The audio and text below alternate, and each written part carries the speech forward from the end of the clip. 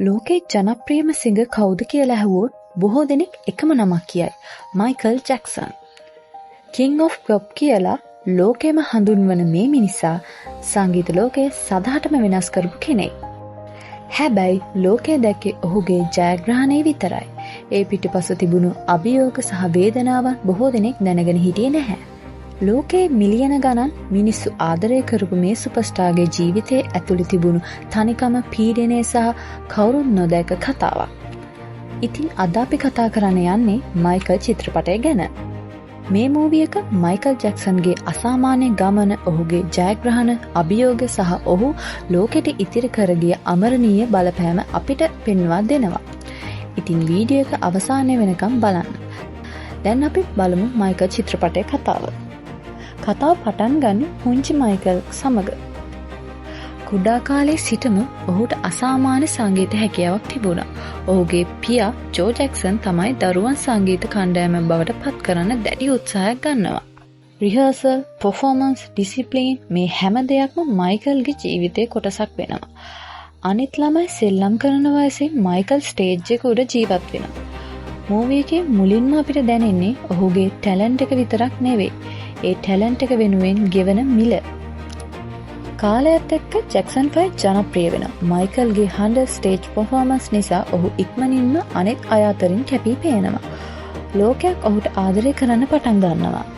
හැබැයි ෆේමස් එකත් එක්ක ප්‍රෙෂර් එකක් වැඩි වෙනවා. මූවී එකෙන් මෙතනින් පෙන්වන්නේ මයිකල්ට ජීවිත දෙකක් තිබුණු බව. එක ජීවිතයක් තමයි ස්ටේජ් එක උඩ ඉන සුපර්ස්ටාර් කෙනෙක්. අනෙක් ජීවිතේ තමයි ස්ටේජ් එකේ පහළ ඉන සාමාන්‍ය මිනිසයා. ඉන්පසු මයිකල් සෝලෝ ආටිස්ට් කෙනෙක් ලෙස ගමන ආරම්භ කරනවා. ඔහුගේ ක්‍රියේටිව් සහ පර්ෆෝමන්ස් නිසා අලුත් නිර්මාණ බිහි වෙනවා.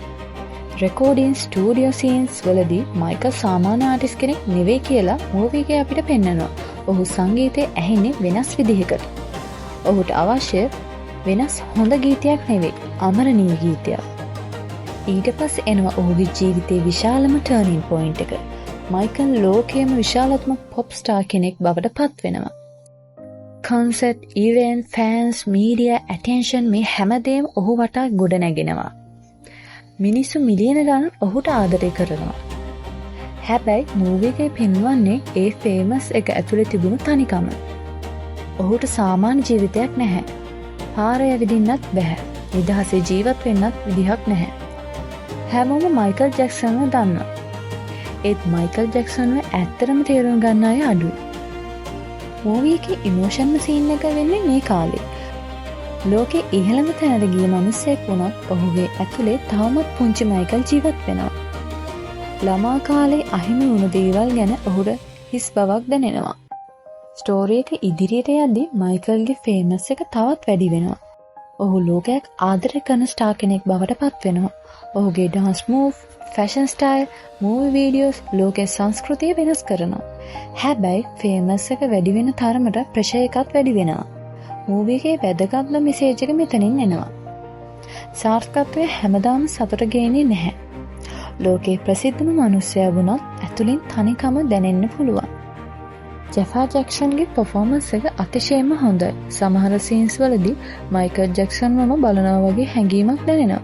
ඒත් මයිකල් ජැක්සන් කියන්නේ නැවත බිහි නොවන ලෙජන්ඩ් කෙනෙක් නිසා ඔහුගේ සම්පූර්ණ චරිතය කෙනෙක්ට අනුකරණය කරන්න නම් බෑ. එහෙත් ජෙෆා ඒක පුළුවන් උපරිමයෙන්ම කරලා තියෙනවා. මයිකල් කියන්නේ King of Pop සාර්ථකත්වය ගැන විතරක් නෙවෙයි. ලෝකේ ආදරය කරපු මිනිසෙකුගේ ඇතුලේ තිබුණු තනිකම, පීඩනය සහ සංගීත ලෝකේ ඉතිරි කරගිය අමරණීය උරුමය ගැන කතාවක්. ඉතින් ගයිස්, මයිකල් ජැක්සන් කියන්නේ සංගීත ලෝකේ වෙනස් කරපු තවත් එක් ගායකයෙක් විතරක් නෙවෙයි.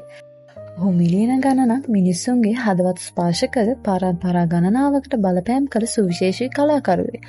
ඔහුගේ සංගීතයේ නර්තනය සහ නිර්මාණශීලීත්වය අදත් ලෝකේ පුරා ජීවමානයි.